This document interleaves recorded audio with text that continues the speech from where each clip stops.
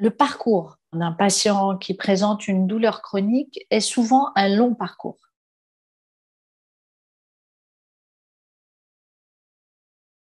On va d'abord voir son médecin traitant qui va nous adresser voir des spécialistes. Le diagnostic de la douleur chronique est d'abord un diagnostic clinique. C'est une douleur qui évolue depuis plus de 3 mois. Ensuite, bien évidemment, il faut savoir à quoi est liée cette douleur. Donc, certains examens vont être faits pour pouvoir comprendre qu'est-ce qui fait que cette douleur est là et persiste.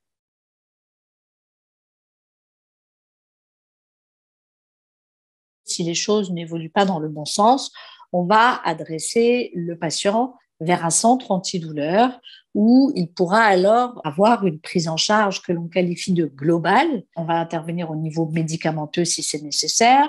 Le patient va avoir un suivi psychologique. Concernant les techniques chirurgicales, à l'heure actuelle, existent donc ce que l'on appelle les techniques de neuromodulation par la pose d'un implant.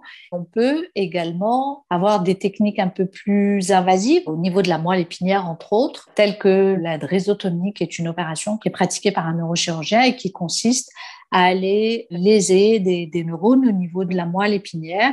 Concernant l'anesthésie, on peut aussi quelquefois effectuer ce que l'on appelle des blocs nerveux, où on va en quelque sorte endormir le nerf. Des techniques alternatives, on va différencier deux types. Il y a ce que l'on appelle médecine douce, alternative ou intégrative à l'heure actuelle, qui va concerner tout ce qui est acupuncture, hypnose, réflexologie, yoga-thérapie, par exemple. Et puis, il y a les techniques dites de neuromodulation externe qui vont passer par la stimulation transcutanée, qui est un petit appareil que le patient va avoir chez lui et qui le soulagera. Au sein d'un centre antidouleur, il va y avoir très souvent des médecins qui peuvent être, comme moi, des neurochirurgiens ou bien qui peuvent être rhumatologues, algologues. Ensuite, au sein d'un centre antidouleur, on va aussi trouver des infirmières référentes douleur. Il peut y avoir également un ou une psychologue.